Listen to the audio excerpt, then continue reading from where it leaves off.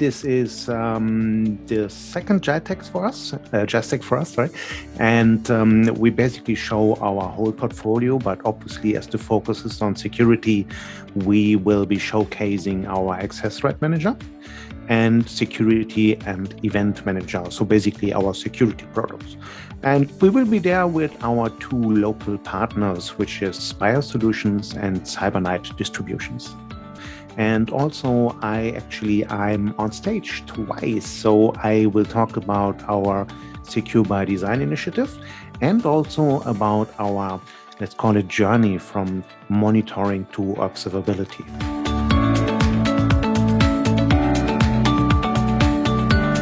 Well, it's no secret that SolarWinds was victim of a pretty sophisticated attack in December 2020.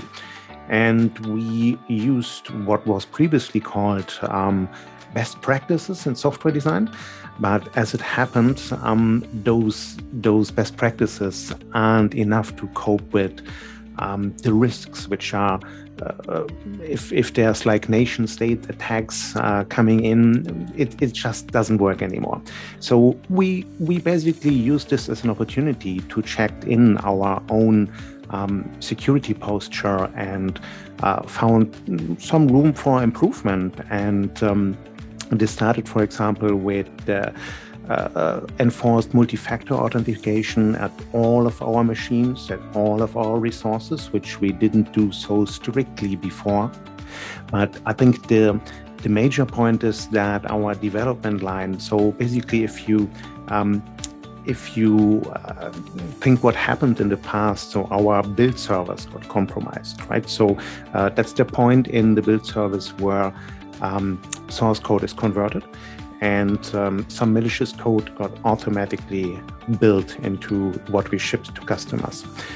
To make it a little bit more complicated for attackers to do the same again, we created independent build pipelines. And so there's basically different teams working on development, the code, and there's a lot of cross-checks, both manual as automated, that verify the authenticity, sorry, difficult word, of the code. And so we make sure that what we ship to customers is actually what we intend to ship to customers.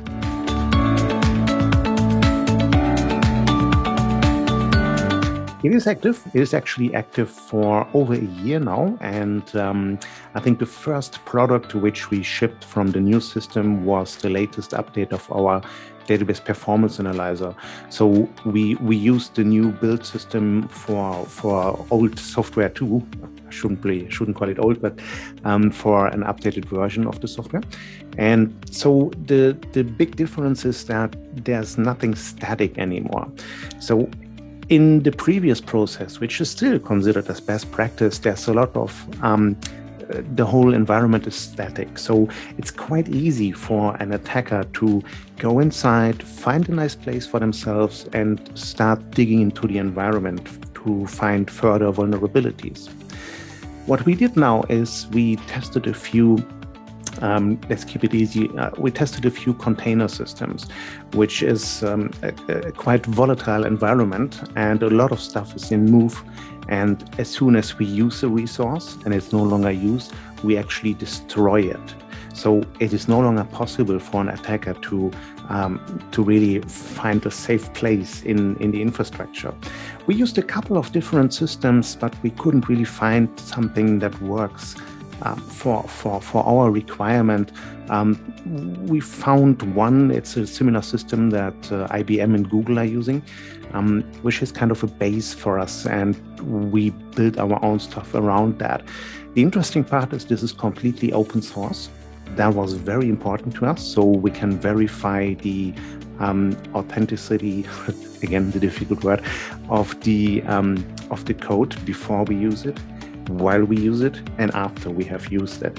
And it's the first time that we are actively using open source, so we had a couple of things here and there. So this is new to us, and it's also a great initiative for us because we obviously help developing that solution. So we give back to the community, the open source community.